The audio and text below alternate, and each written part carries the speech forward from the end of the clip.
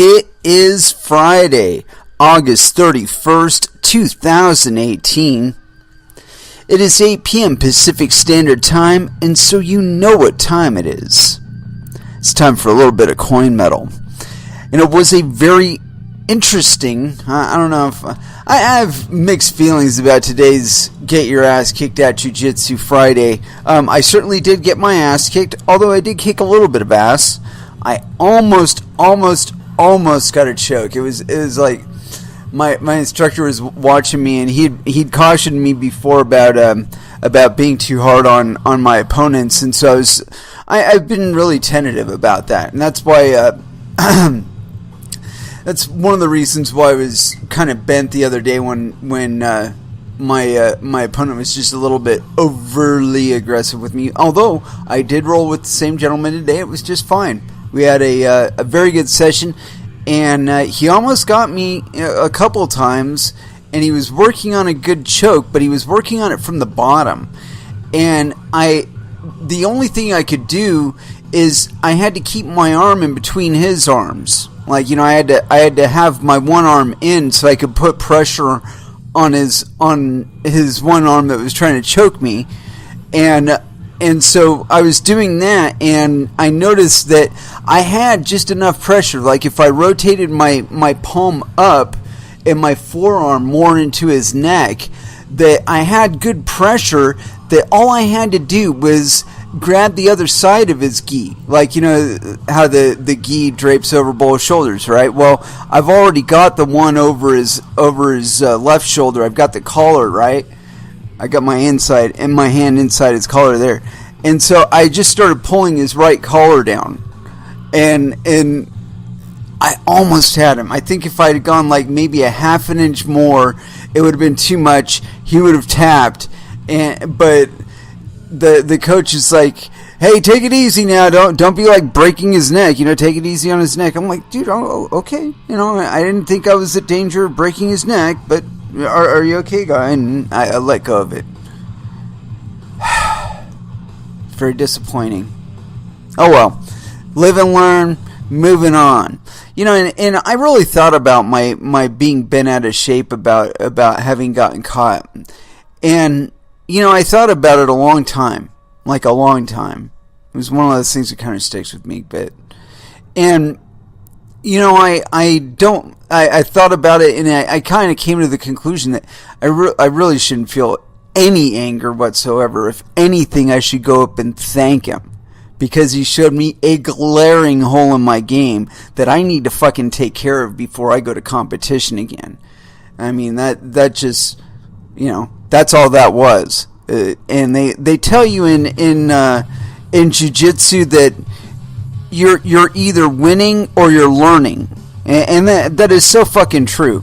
That is so fucking true that, it's like, if you lost, that guy caught you in something that you should have been working on, or that you shouldn't have been caught in, And so, it was obviously either a weakness, maybe you didn't have enough gas in the tank, maybe you need to be working your conditioning a little more, maybe you just weren't flexible enough, and that would have saved you. If you were a little more flexible, you might have been able to get into that hitchhiker and dodge out on that armbar. But, it's just showing you a spot where you need some improvement. That's all it is. And I mean, when I took that perspective of it, I'm like, okay, yeah, I can see where he finally caught me. The spot where if I'd have been a little bit more on it, if I didn't let up that much on my guard, that I would have caught it, and it wouldn't have happened. But, it's one step at a time with jiu-jitsu, and I had a gentleman today that I was working with, and he was getting really, really frustrated, because at one point he was I guess a world champion at judo, and so, him trying to come back into it, I think his expectations might be a teeny tiny high, and there's reason for it. He's got the heart behind it, that came along with the body that he built to get to that championship, And that doesn't go away. That's kind of in the back of your brain somewhere, just kind of waiting to be reignited. And, something in his life has tripped it. Something in his life lit the flame, and he's just getting a little frustrated because it's still just smoldering. Even though I can tell you from having rolled with this guy, he's got grips. He says he hadn't been on a fucking mat in 40 years. Dude, I don't give a fuck. This guy keeps it up for 2 more months. I'm doomed. I'm fucking doomed. I'm telling you. And I mean, he's not in especially great shape or anything, but it's grips.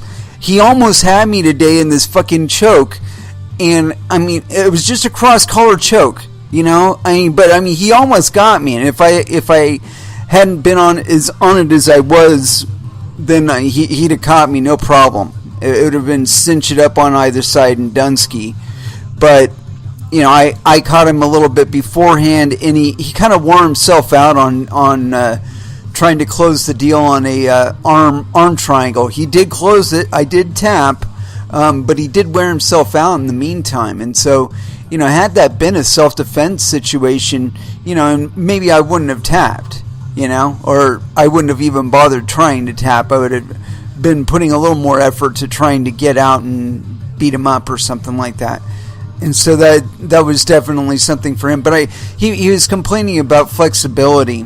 And, I'd been doing yoga for a while, a long time ago in a galaxy far, far away. And I got really into yoga. And about month, 6 out of a year or so, at about month 6, I had this conversation with my yogi, and I told her that I wonder if it is yogi or if there's a different inclination because of gender. I don't know. I don't give a fuck. Yogi, my yogi. I asked her, or I didn't ask her. I told her that in my dream of dreams, my ultimate of ultimates, as far as a lifestyle goes, that I would really like to be having it to where I did 2 to 3 hours of a hard art probably 4 times a week. So like judo, jiu-jitsu, Thai boxing, Krav Maga, something to that effect. 4 times a week. And then a soft art 3 times a week. And this would include things like Tai Chi, yoga, and because I feel like you need to do things like work on your balance and work on your breath and work on your force and your flexibility, and all of these things are in yoga and Tai Chi, whereas you don't have the same aspect of somebody trying to choke you out. But at the same time, without that pressure, I think it allows you to explore the sensation of your body a little more. And I worked out quite a bit at the time. I was doing weight training 4 to 5 times a week, and I was in really, really great shape. As a matter of fact, I'd like to be getting to that kind of shape again. And in some ways, I'm actually in better shape now than I was then. But in other ways, I'm in worse shape, like cardiovascular wise and conditioning wise. I was way better conditioned then, but dexterity and agility wise, I'm way better now. And flexibility wise, I was a lot more flexible back then. But what I was saying with regard to flexibility is when you're doing yoga, if you get to a point where it's a normal practice for you. One thing I noticed, and this could just be me, is that when you're at that point, you're able to, in your breath, let go of all of the physical traumas that you've accumulated. Like when you say you sprain your ankle, you heal in a couple weeks, but it takes about 2 months or so for your body to normalize the sensations of having that ankle back repaired, right? that you stop making adjustments in your gait to where you're not hurting your ankle or putting additional stress on it or something like that. It takes about 2 months for it to fully even out. Well, see, if you were doing yoga, it would heal within about 3 days, and you would be over the physical trauma of it within 2 weeks.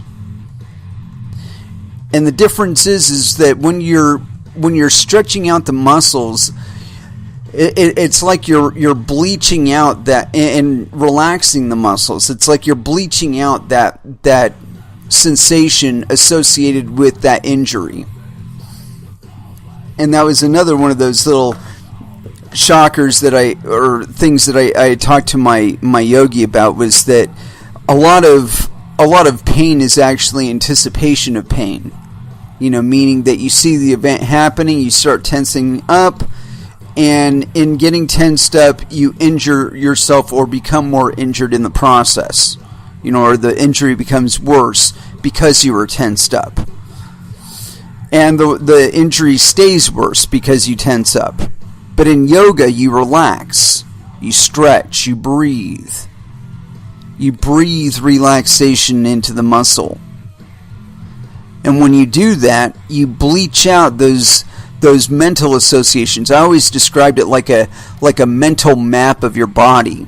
And it's like those injuries, even years later, will still be in your mental map. They'll still be like associations that your brain has with your body, your central nervous system has with a part of your body.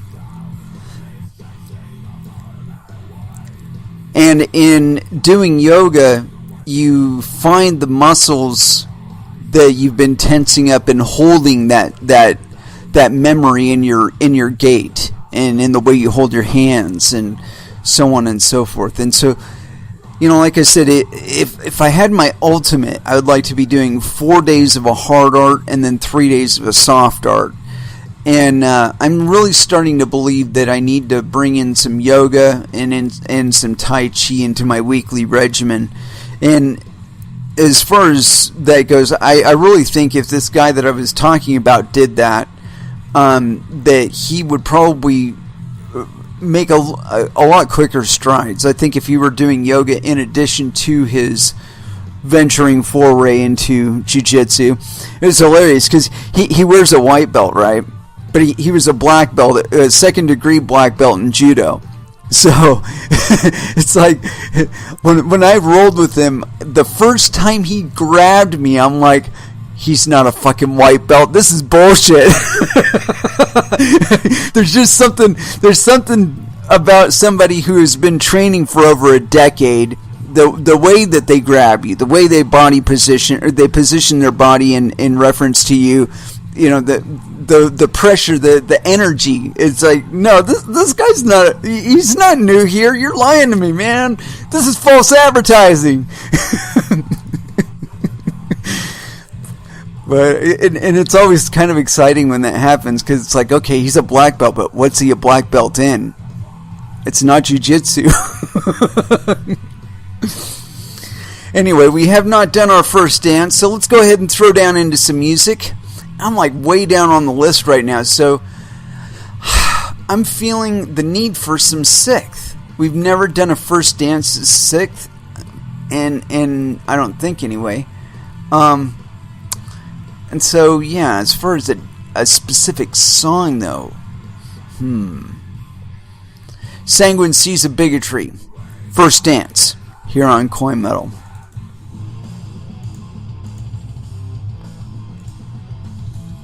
And that was Megadeth with Post-American World. I don't know, I kind of think we took the first steps into that world in 2009, and we've been kind of in that groove since. When I say that, I mean that that's when Bitcoin came around, and at the time the US dollar was considered the world reserve currency. And it does seem like there are several organizations in several countries that are trying to shift away from that. And it is kind of timely that cryptocurrencies should occur when they did, for they now facilitate yet another option for circumventing the US dollar entirely. And I think the biggest problem is that most people that are looking at cryptocurrencies aren't listening to all of the materials, and they aren't actually participating, and so they're missing out on that end of the experience. But I caught something on my Twitter feed today, and it annoys the shit out of me.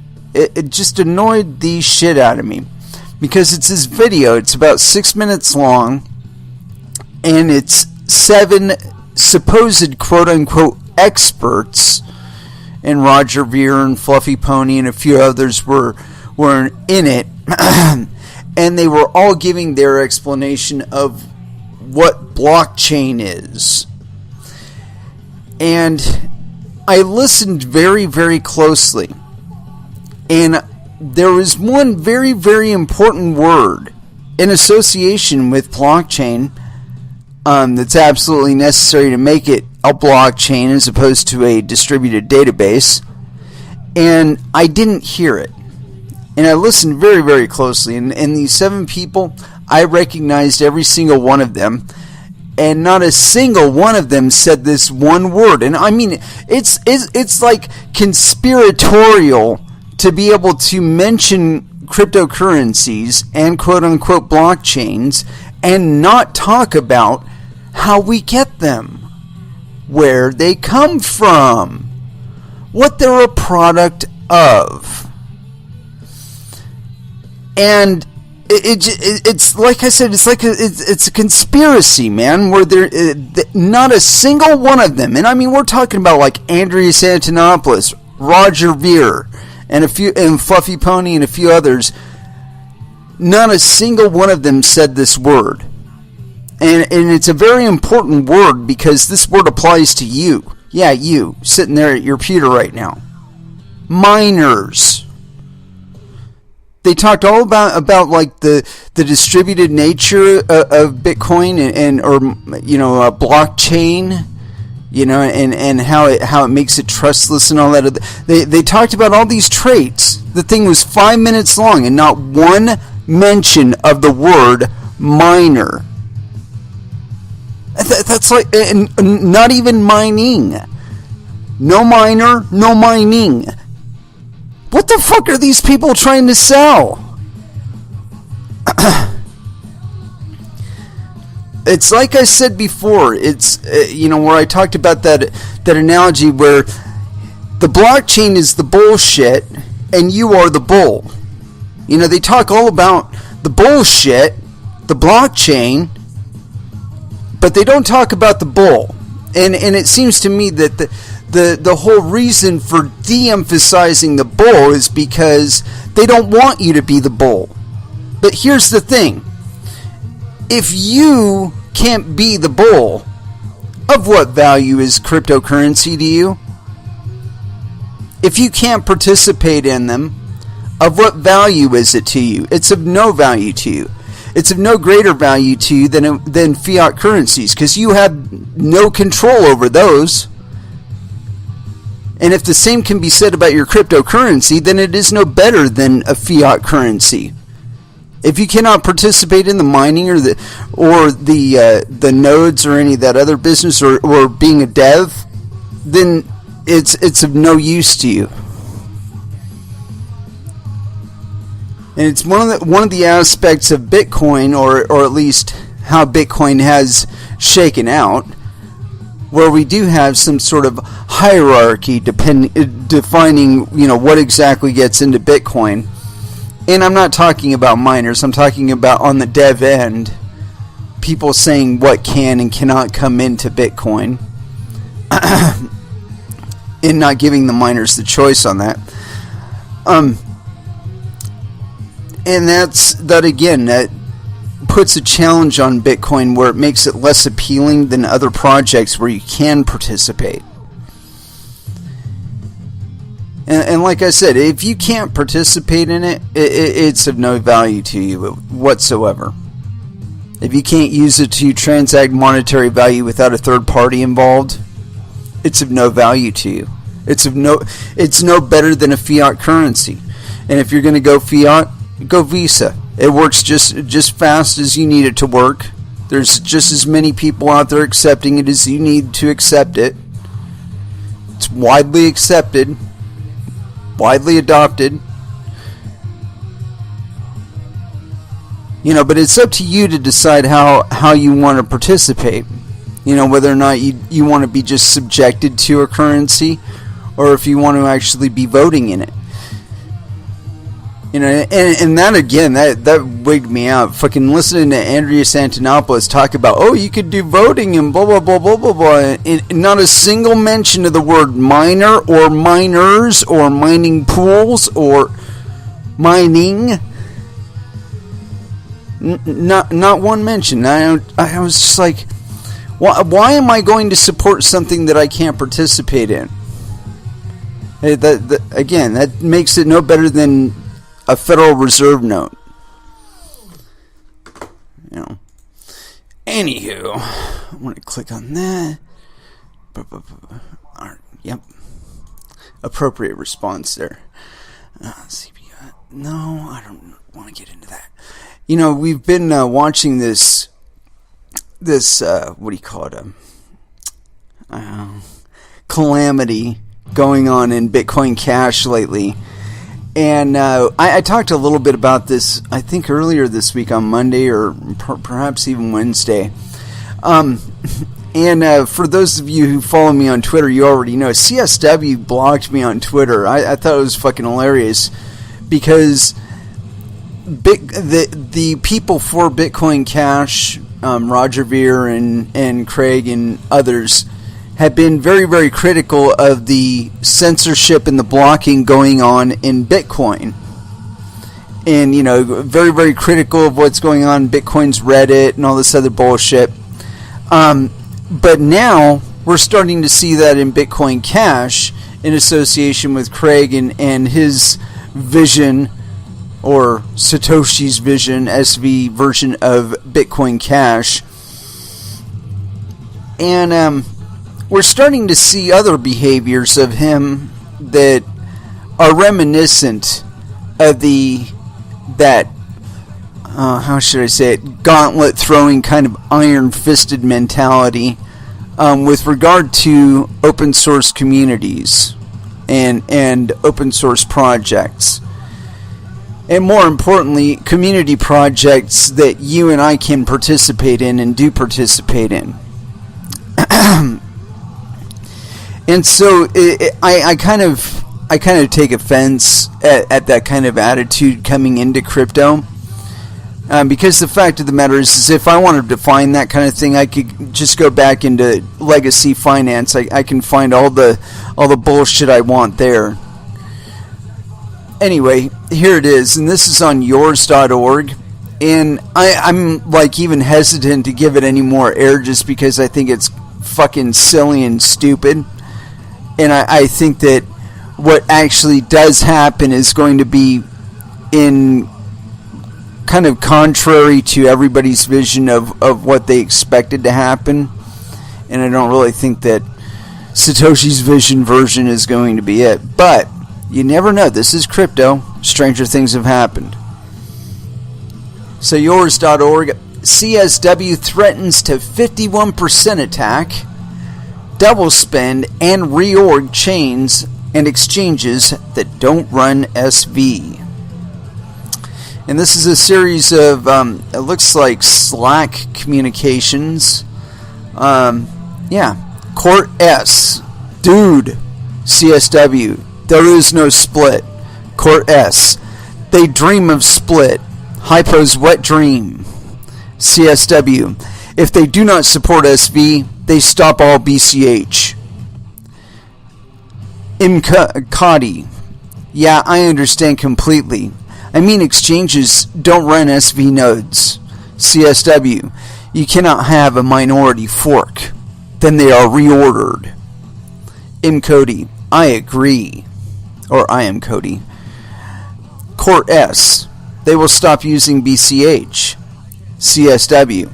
An exchange not on SV is bankrupt in days. Court S.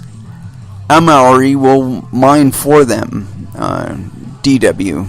CSW, you just take all the BCH and reorder and no more. Court S, smiley face, wink. M. Cody, understood. CSW, if they want to run ABC, they need to change from SHA-256. And then the next little, let's see, I guess there's more to that one. Let's see what that is. Oh no, that's it. It looks like it continues on from there, but anyway, the next one is another little image, and this one I don't think it's from Slack, but it's from BCH King. It's a bunch of references to Twitter's exchange's choice. I really suggest Profostis add TX replay protection to your new chain, else most exchanges won't support. CSW, they think pools matter as individuals still. Watch us double spend and reorg exchanges. BCH King, I'm not a huge fan of CoinEx, the stupid token, the fact that it's just a shitcoin village. If it died, I wouldn't care. CSW, both chains are controlled on way less than 75%. And then Court S commented, and we didn't get that. And then there's a tweet here. Dr. Craig S. Wright, I recommend people take their BCH off via BTC before the stress test. Otherwise, you could learn a painful lesson. And that was supposedly on August 28th, 2018. Yeah, he blocked me a long time before this, so I wouldn't have seen it. And then Robert Miller, this fucker is threatening a 51% attack any chain that doesn't follow his tyranny. He has to be stopped at all costs. Patents, double spends, 51% threats. Roger Ver, speak the fuck out. CSW, and this is at 4:58 a.m. It will go. Chain A, 34% of original us, them none. Chain B, 33% of original them, 33% of original us, add 66.7%. We own both chains, math. We are over 68%, moo ha ha ha ha ha. And then the next one is some messaging app or some shit. Joland Fukeball, CSW, but you should probably have a meeting with Jihan or something. Sorry, I didn't follow. I thought you said miners can spend the Coinbase how they want. CSW, they do. I kill it all. Trust me, I still can. It will never. I mean never. And this is a tweet from Craig S. Wright. The path is clear. We scale, and if ABC do not follow, we let them die off. There is no split. You scale or we orphan your nodes. Miners' choice. Devs do as they are paid to do by miners. Dude, it's no wonder people develop such an asshole attitude about miners. They got this monkey out there talking. And the last one is a series of messages here. It's CSW. Many ASICs, or many ASICs for many forks. I understand this could lead to BCH at 200 for 6 months, and it will lead to BJW at 0.00000001. Ari, I still like Bitcoin, Hobbycoin, BHC best. Court S, maybe if he listened to you, Craig, with the same care and respect with which he listens to Almarish Seshet's scientific bullshit, we would actually learn something new about how not to destroy his own investment. CSW, I do not care. Bitcoin is competitive. Court S, the fight is good, but this fight is happening because of people who control zero hash and troll. Good to point that out too. Someone maybe wakes up and comes to his senses before it is too late. Yeah, whatever. But let's get into the comments, because I found the comments to be very informative here. The first one is by Excalibur0922. Good. Welcome to capitalism. I'm with Bitcoin SV. If your hardware can't keep up or you haven't figured out how to paralyze the verification process whilst your competitors have, tough shit. Pay for better devs, no wormhole, no CTO. We want big blocks. We want them now. Computer, go back to your day job. Yeah, you know what? Go fuck off, Excalibur. That's not crypto. Robert Miller. Capitalism isn't stealing from exchanges or DDoS your rivals. I hope Craig likes prison. N-Chain is finished. It was a fun ride. I think that's more likely, honestly. M. Keshev. He is Satoshi Nakamoto. He is allowed to do whatever he is saying. Why do you think none of the leaders are condemning him? Because he works for Blockstream. David Mulders. If anyone wants to have a different implementation, they should put their money where their mouth is and buy more hash power. They had the money, especially Jihan or Hypo, so why don't they? N-Chain and CoinGeek didn't bought up the network, they expanded the network, and we all benefit from this. If others want to compete, they have to buy hash power and expand the network to gain a majority. Nothing is set in stone ever because some group can always buy more hash power and organize consensus for change. We all benefit from such competition. I hope they do, because there is no value in a chain split without enough hash power to back it up, maintain it, or intention to invest in expanding hash power in the long run. It is not an attack. It is the game. That is the game. It's true. And so, let's see, the next one, Albisetter, looks ugly. Yes, definitely.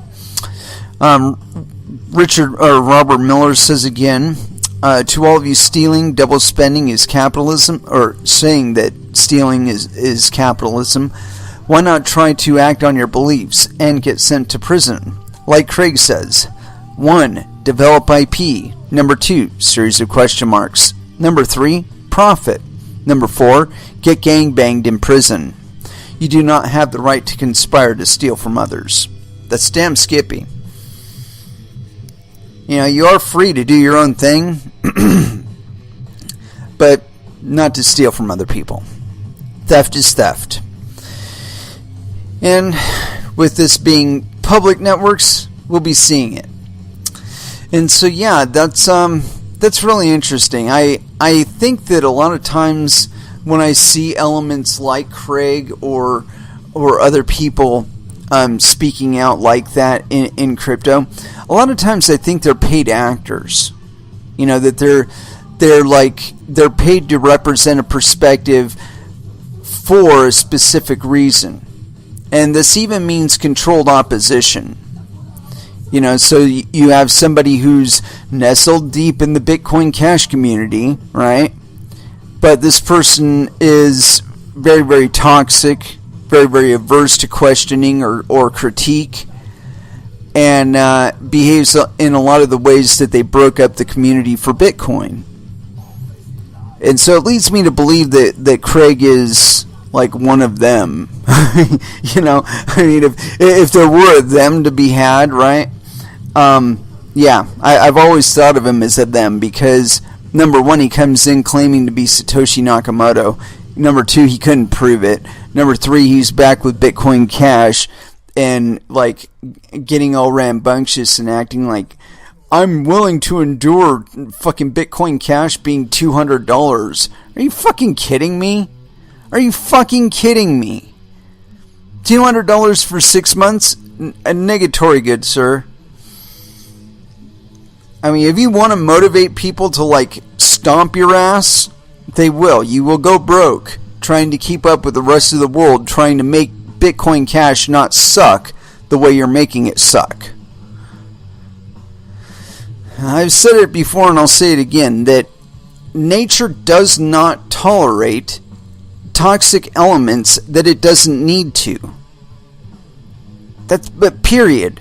I mean, do you think that Bitcoin was just some fucking miracle? No. No.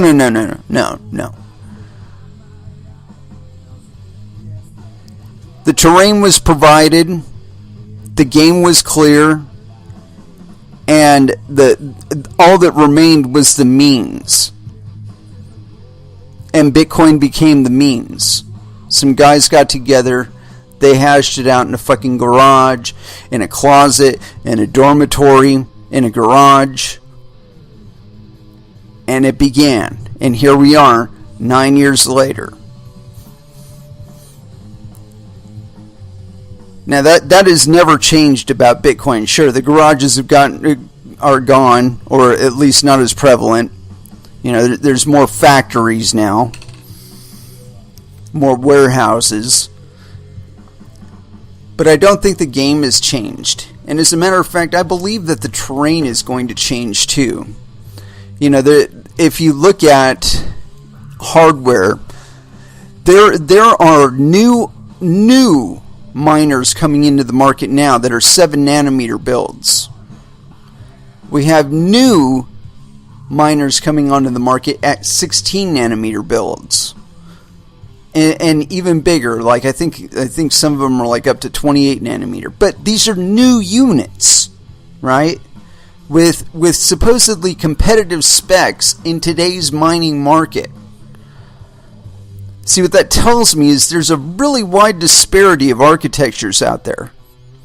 And we're going to spend the next year, probably 2, really winnowing it down and finding the most efficient ways to be structuring the build.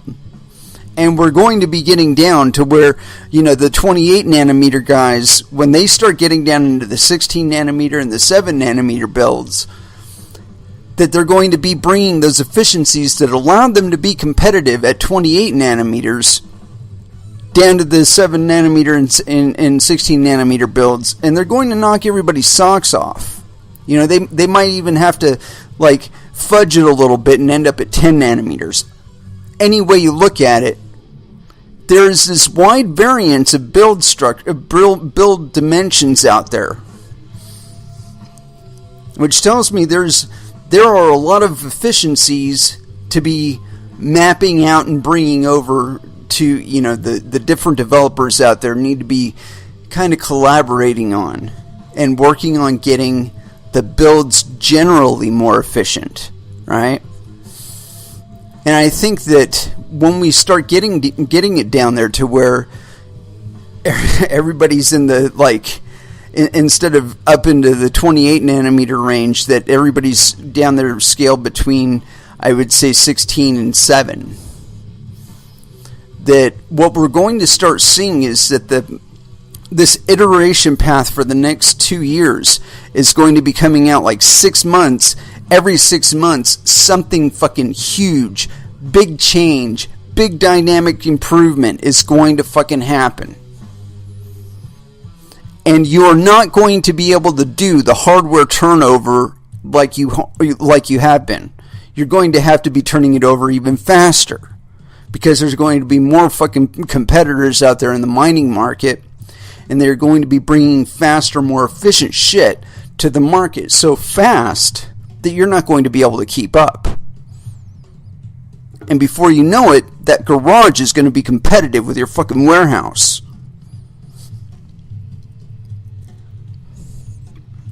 You know, I mean, I have a feeling that that's really the way it's going to go, because we are starting to see the bigger manufacturers getting interested in mining. And there's been some talk of a lull, but I'm not terribly confident in it.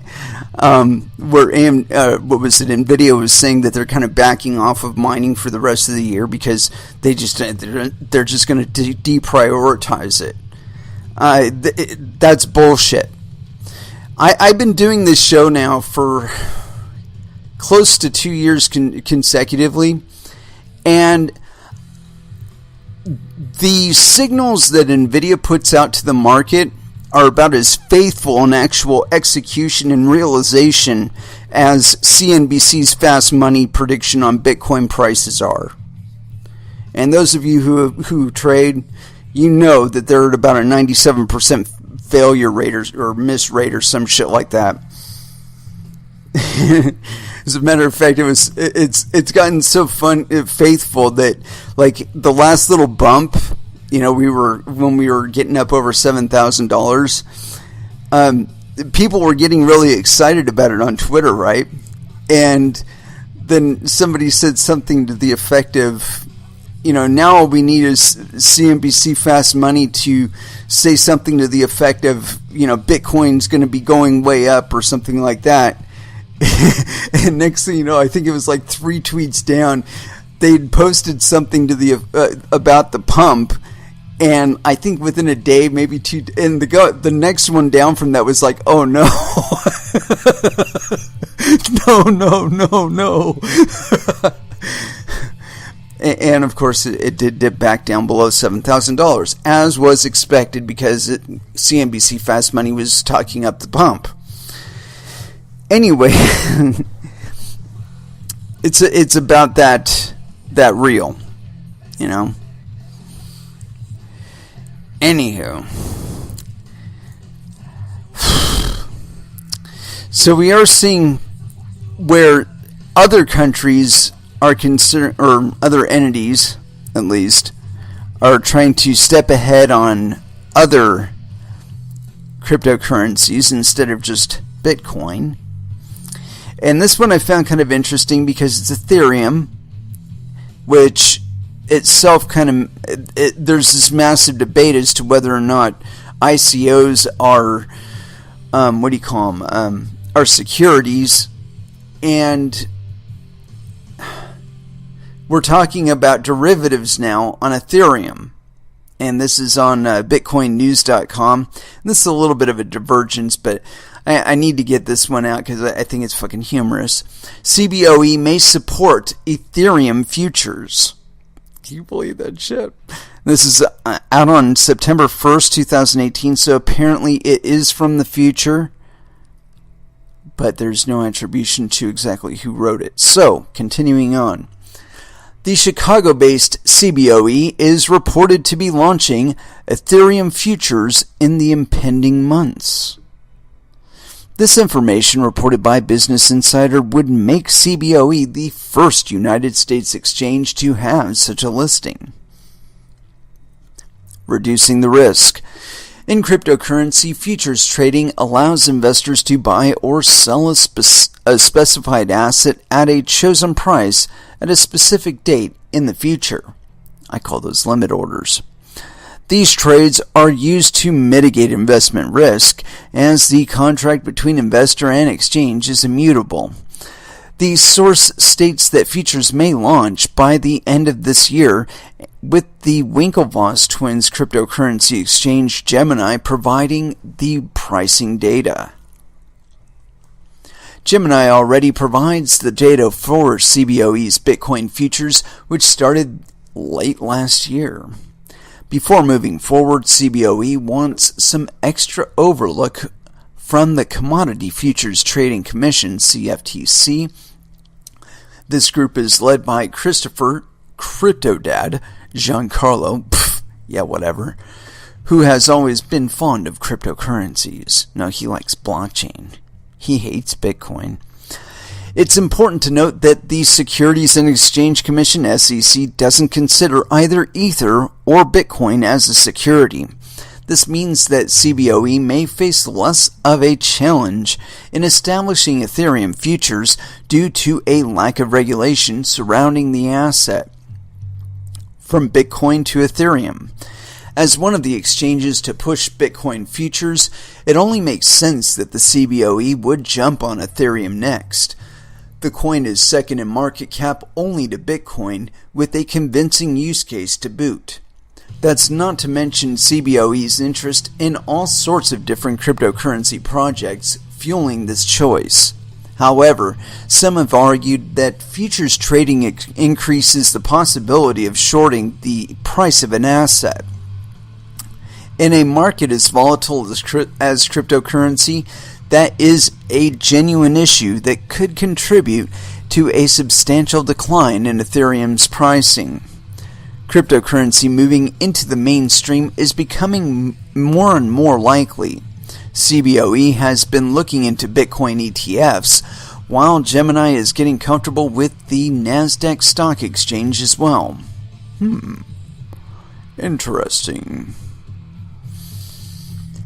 So yeah, kind of circumventing a bunch of people by jumping to Ethereum futures. Although I don't know how it's going to impact Ethereum overall as far as like the price. But you never know. You never know. I did see where Ethereum is apparently reducing their block reward down to 2 Ethereum per block. I think that's kind of, I don't know. I don't know what to think of that. In the short term, it might give Ethereum a price bump, and the possibility of adding futures on might indeed give another motivation for a price bump. But as far as like what kind of value it brings to Ethereum, I don't know. I think just it's kind of tantamount to burning coins or something like that. You're just reducing the available supply of the coin at any one time. I don't know. Like I said, you got all those ICOs and whatnot hooked onto the back of Ethereum, so I don't know. It could be interesting. Could be interesting. I'm into Ethereum just a teeny tiny, although I'll be honest, I'm completely losing my ass on it, so I'm not terribly enthusiastic about them. I'm doing way better on Ethereum Classic though, so although that's one thing to be watching too, is that Ethereum and Ethereum Classic have been kind of getting a little more buddy, and I think that's a good thing and could be potentially bad. You know, if the relationship were to get such that Ethereum could exert some sort of additional political pressure within Ethereum Classic's structure, that could be an issue. You know, where Ethereum Classic gives up some of its independence in order for some other concession to be compatible or whatnot, and that irreparably fucks up their liberty. But if that were to happen, I think we'd just see another fucking split. You know, it'd be like Ethereum Classic, it'd be ETCC or something like that, where you would still end up with a significant faction of miners and developers that want to stick with the ideal of code being law and it being open and so on and so forth. And then you'll have the group that was kind of wishy-washy about leaving Ethereum to begin with, getting back into Ethereum. So, you know, it's a trade-off. Either way, I think that both projects end up more robust as a result. You know, that was certainly the case with Ethereum, where they did have to rebuild a significant amount of their network, but they did get it back. You know, that enough people took up the challenge of of dedicating some electricity and hardware to that dropping in hashing power difficulty, and from what I understand, it wasn't that big a drop. But in any case, that they took up mining, but that Ethereum had lost a significant amount of their hashing power to Ethereum Classic, and that's something that you don't hear a lot of talk about. That, you know, how much of their network they actually lost, but they did lose quite a bit of it. Anyway, as far as this relationship going forward, though, I see good things ahead, because if they do maintain some level of compatibility but still maintain their independence, I think that it would be mutually beneficial for both projects, honestly. Anyway, let's go ahead and throw back down into some music. I'm feeling the need to rehydrate. It's been a little while, so I want to put in some Cold Chamber here, Loco, here on Coin Metal. And that was Lamb of God with Torches. Yeah. And I've been tooling around on the old Twitter, as usual. And yeah, like we were talking about, the CBOE may support Ethereum futures. I don't know how that's going to impact the overall landscape of Ethereum, but you never know. Stranger things have happened in crypto, and this is something I've been wanting to cover for a couple days now, because it was in the Twitter feed, and it's kind of distasteful. But you know, these things happen in crypto, and you can't deny it. And this is on motherboardvice.com, and it's by Jordan Pearson, authored August 29th, 2018 at 2:45 p.m. No indication of time zone. A programmer ate ass to save cryptocurrency. Cryptocurrency prices are down, so a developer met up with a cryptocurrency enthusiast and adult film producer Brenna Sparks and Bobby Dillon to eat some ass and save the market. After a protracted rough patch, the cryptocurrency community is breathing a small sigh of relief this week as the value of Bitcoin floats higher than it has in weeks. But why? Perhaps some unseen deal or positive piece of news is boosting the fortunes of digital currencies. Or is it because a guy went to Vegas and ate some ass? According to some cryptocurrency fans, it's the ass eating. It all started with a meme that's been percolating in the weirder corners of cryptocurrency Twitter for months. A quote, prophecy that says cryptocurrency markets' hard times will be over somehow thanks to ass eating, a treasured pastime around the world that normally has nothing to do with the filthy world of cryptocurrencies. An allegedly 22-year-old developer for a cryptocurrency called Via, who goes by the name Romano, became heavily involved in developing and spreading the meme.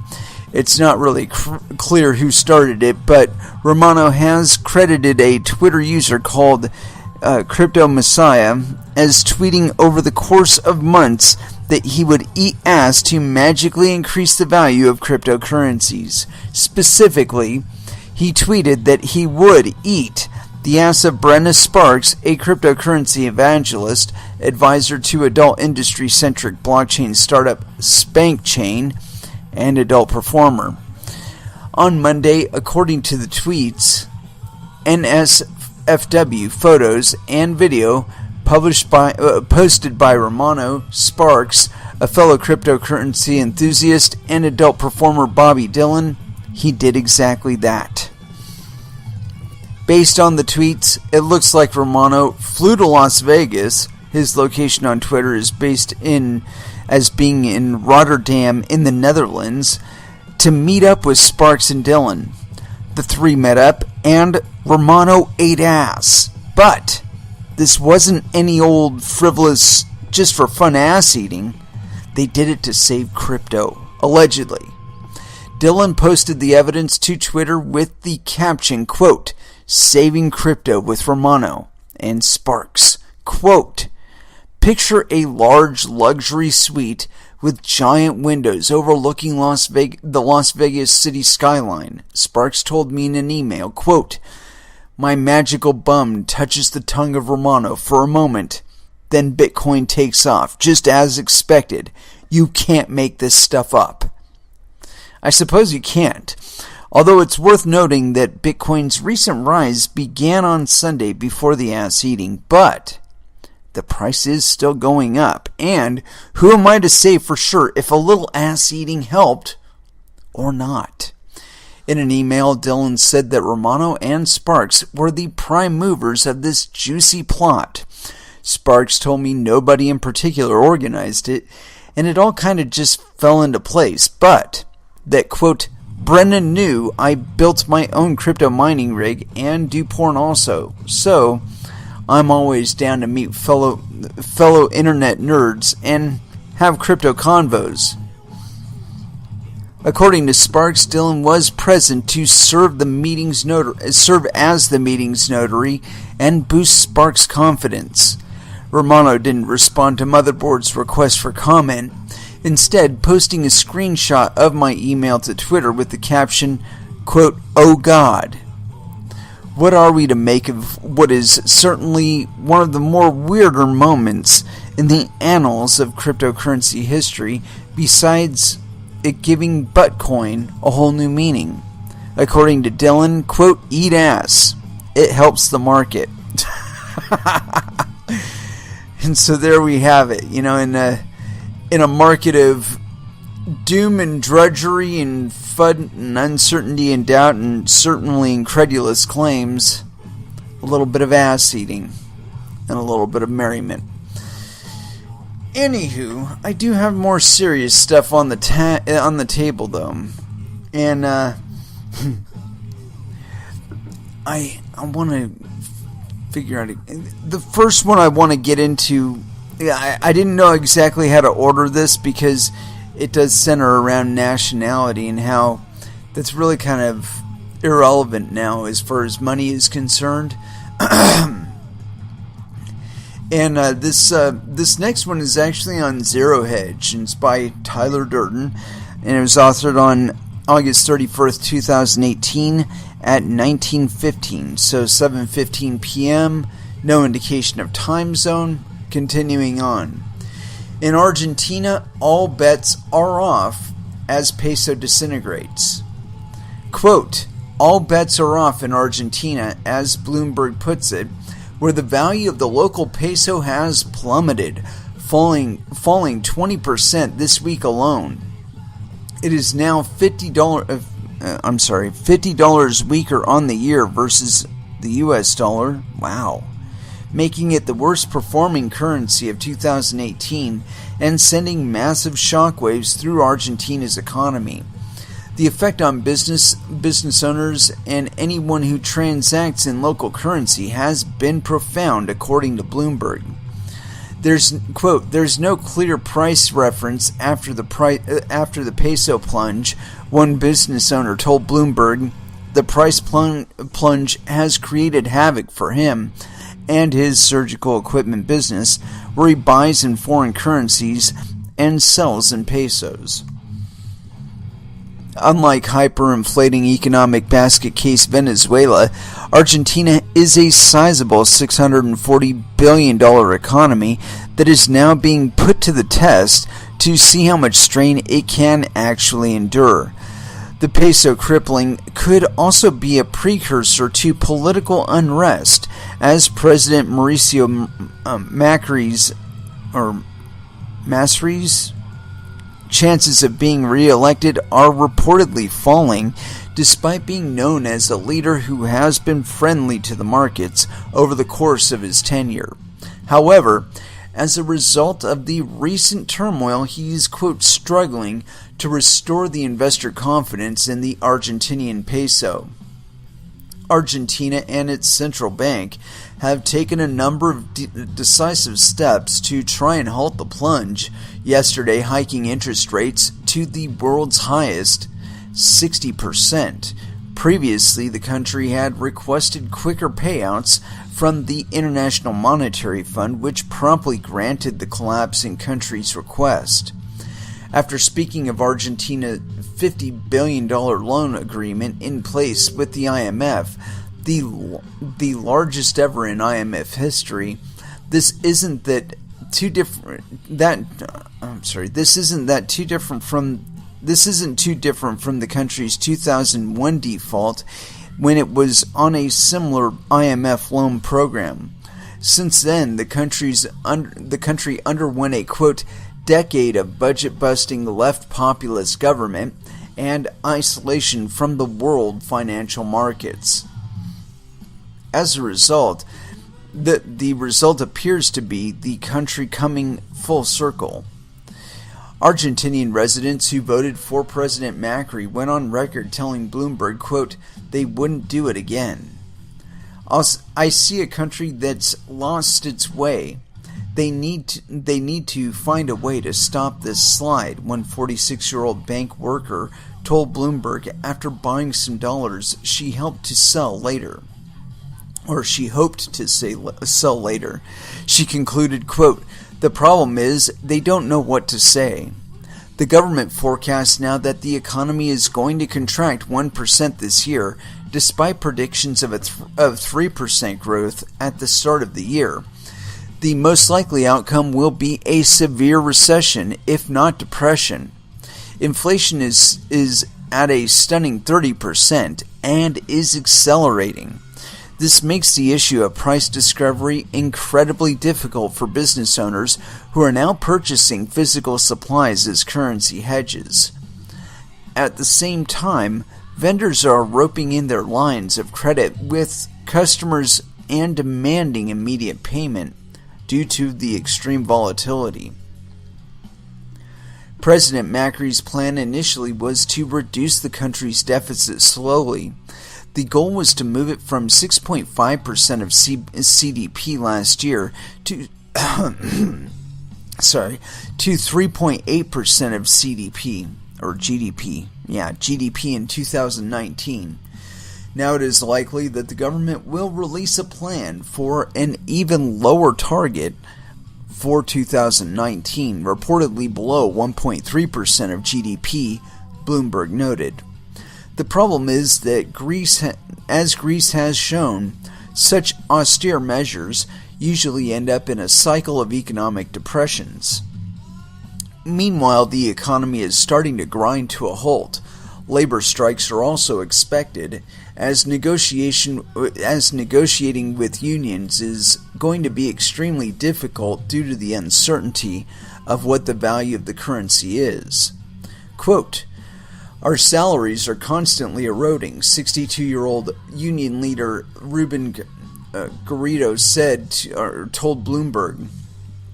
Even those at the upper end of the socioeconomic spectrum are feeling the brunt of the currency's plunge, but at least they seem to understand the monetary policy better than the country's central bankers. Alice Quadri, a dance teacher and former star ballerina at the prestigious Teatro Cologne, quote, "I was hoping to go to Europe with my daughter at the end of the year," she said. Quote, "With this exchange rate, I won't. I'll wait for things to calm down. When and how that will happen?" Quadri wasn't sure. Quote, "They need to get all the major stakeholders, the best economists, to find a solution," a former star ballerina at the prestigious Teatro Cologne told Bloomberg. She continued, "But not the IMF or outsiders. They'll only make the country take on more debt, and they don't live through the consequences." Yeah. So what I can see to this, as far as like what they could be doing, I would expect them to be going to cryptocurrencies. That's been the solution for a lot of other countries in this particular issue. We saw it in Greece, we see it in Zimbabwe and in Venezuela, where people are turning to cryptocurrencies as a means of survival. Just because they can't deal with what the central banks and the governments are deciding to do with regard to their monetary policy. They're like, dude, we need to be able to continue to do business, and I cannot continue to afford to pay these prices for my supplies to keep running. And I don't think that it'll take them to be geniuses to be looking at cryptocurrencies and seeing them appreciate versus their local currency or their national currency, and for it to take them too long to say, I'm just going to store my monetary value in Bitcoin or Litecoin or Doge. Shit, if they'd put their money in Doge, they'd have been making money this whole time. So I can only imagine what Doge is versus the peso. I mean, the exchange rate down there might actually be even higher for them in local markets. But I expect even that effect to have contagion throughout the rest of crypto markets. Although it won't be as noticeable in Doge, only because they're capless, but they are small enough, and there's enough room for profit in them that I expect they'll continue to be a successful currency. It's kind of like the idea of Taco Bell winning the franchise wars. For those of you who haven't seen Demolition Man, you're poor deprived children, and it's not my fault. You should go see it as soon as you possibly can. A lot of what they actually predicted in that movie has come to pass.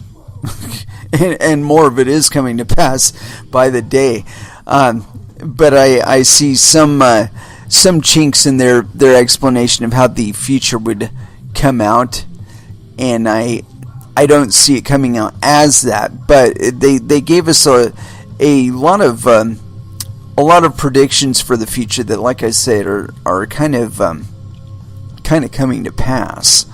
But they made a prediction in there that that there would be a franchise war between all of the fast food industry players, and that Taco Bell would win, and so all restaurants became Taco Bell after that. Well, I think with the lack of volatility on the social end of things and the presence of volatility on the valuation end of things, the Doge could very well end up winning the cryptocurrency war. Wouldn't that be funny? But you know what?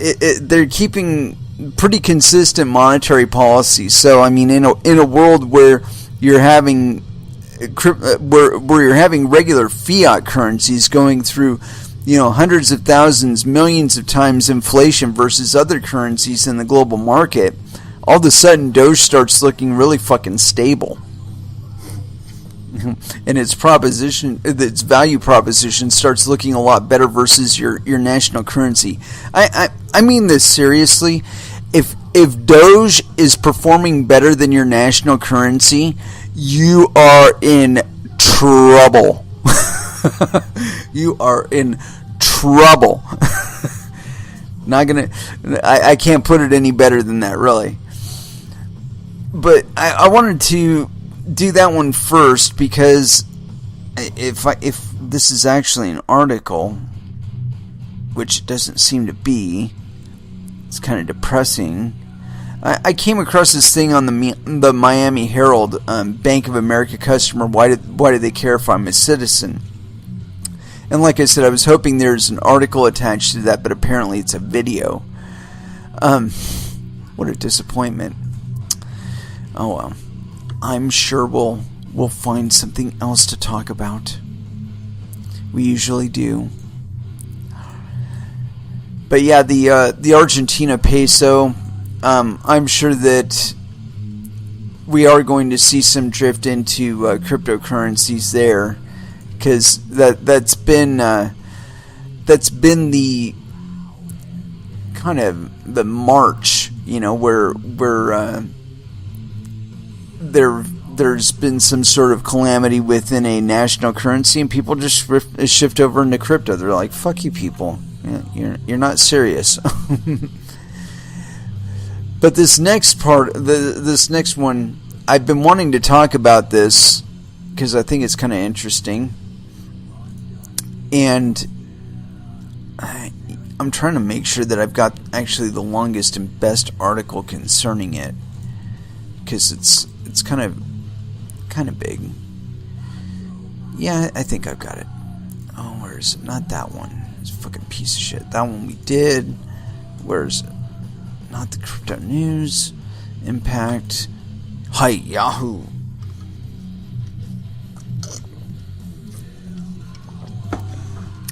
This is like that further drift into quote-unquote mainstream relevancy. And this one's by Anna Alexander. It's on Cointelegraph.com. And I want to check and verify that this is actually the article, or if it's a reference to another article somewhere else. We'll go with it. Yahoo Finance integrates Bitcoin, Ethereum, and Litecoin trading. And this is authored on August 29th, 2018. A little bit old, but we should have got into it the other day. We did not. We're getting into it now. While statistics are available on the platform for other digital currencies like Bitcoin Cash, Ethereum Classic, or EOS, they currently do not have buy or sell options. Apparently that started a little bit higher up. Sorry. Yahoo Finance has integrated trading with Bitcoin and Ethereum and Litecoin on its platform. That's very interesting. The development has led to some in the crypto community to say it's an important step forward for crypto adoption. Crypto enthusiast and founder of Morgan Stanley Digital, Anthony Pompliano, tweeted, quote, "You can now buy Bitcoin, Ethereum, and Litecoin on Yahoo Finance. The virus is spreading." BTC continues to trade near the $7,000 price point according to Cointelegraph's Bitcoin price index after it broke through the $7,000 threshold on August 28th. At press time, the leading cryptocurrency is trading at about $7,043, and it's back around there now, actually. Ethereum is trading at $290 at press time, down 1.36%, blah, blah, blah. Okay, yeah. Anyway, in March, the Japanese arm of the internet giant Yahoo said it will open a cryptocurrency exchange, quote, in April 2019 or later. Yahoo Japan was going to buy 40% of BitArg Exchange Tokyo in April and immediately dispatch executives to lay the foundations for the exchange to launch a year later. Ooh, and there's comments. But it's not showing them. Motherfuckers. I bet it's because I've got an ad blocker on here. Let's check and verify something. I like having multiple browsers for certain reasons, which I won't go into. But some that I'm not, like, immediately signed into is useful. Where the hell is that thing? Yahoo. Damn it. I found the web page, but not the article. Where the fuck is it? Yahoo. Damn, she's prolific. There we go. Let's see if we can bring up the comments.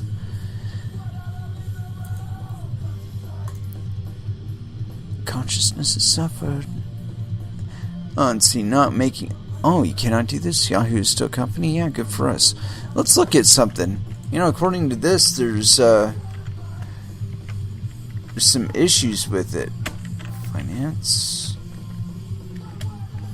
We'll look up Yahoo Finance and see if we can actually do trading on here. No. Let's see here. Personal finance. Let's see if it'll allow us to do any trading for Bitcoin. Let's see. Money basics. It's not listing Bitcoin on here. Huh. Well, apparently it's... Oh, there it is. Bitcoin USD. And dig.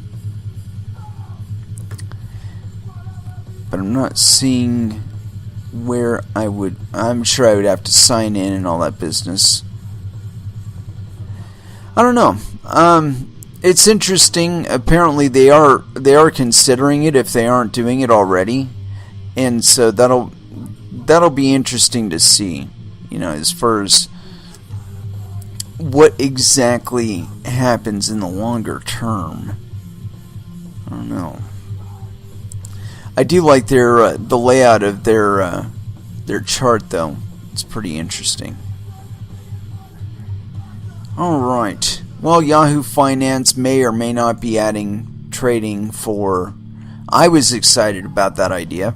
I mean, but whether or not it will actually come to fruition, I guess we'll have to wait and see.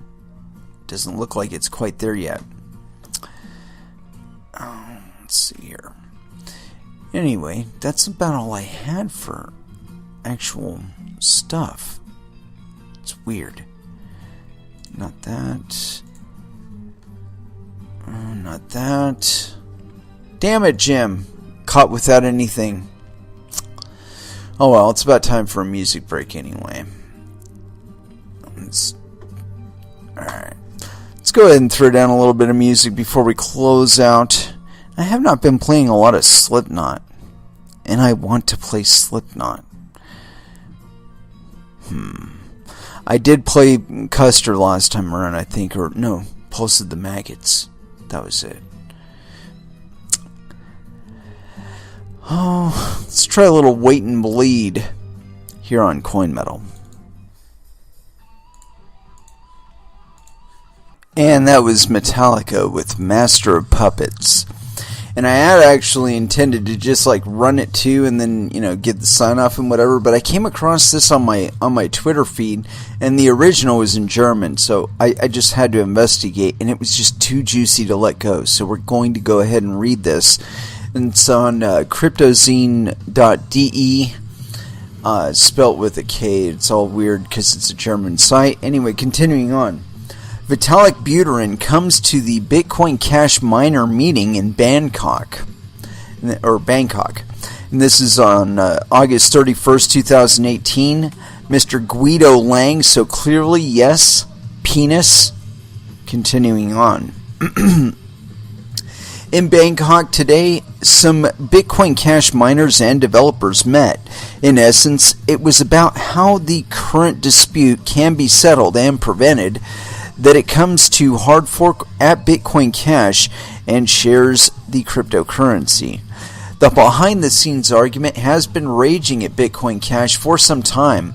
On the one hand is Craig Wright, who claims that he is Satoshi Nakamoto, but cannot prove it yet.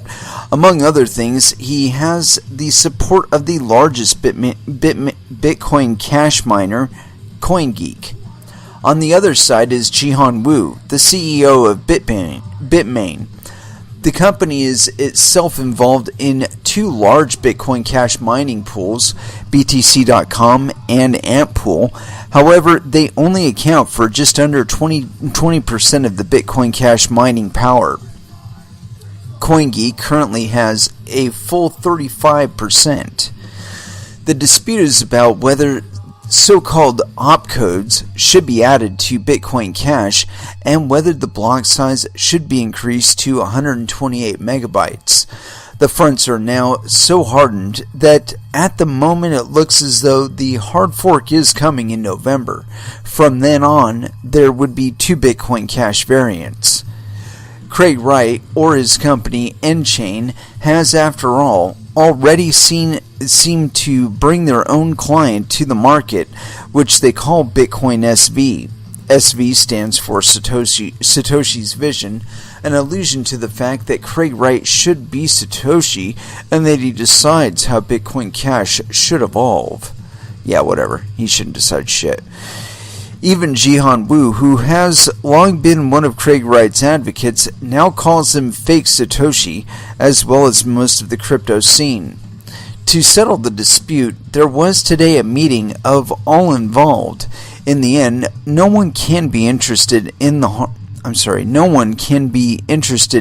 fork and Bitcoin Cash being weakened even further.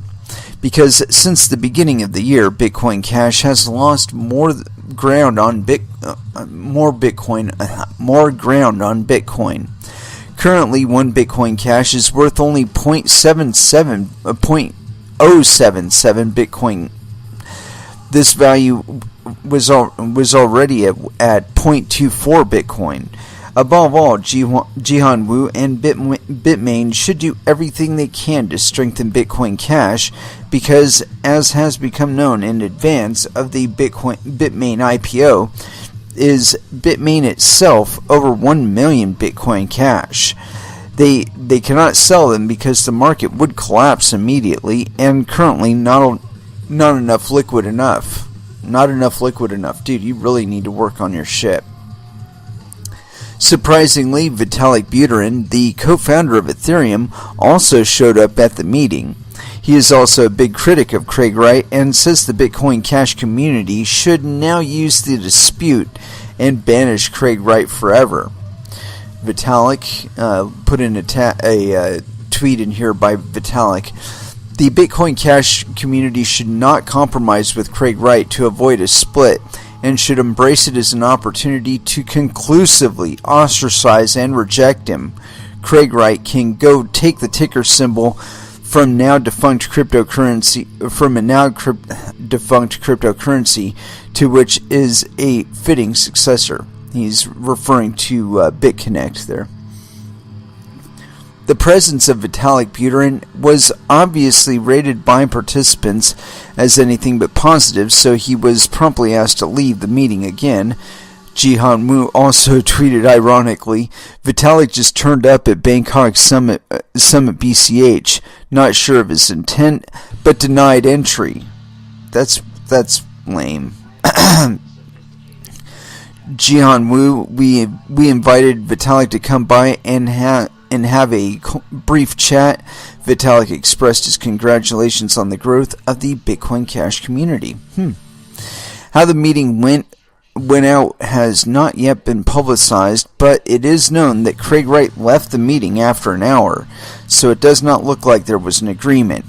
A split of Bitcoin Cash in November is therefore always likely. Ultimately, the exchanges will then decide which of the Bitcoin Cash variants will support them, but I highly doubt they will confess to Craig Wright. Apart from all the quarrels, it shows how centralized Bitcoin Cash is.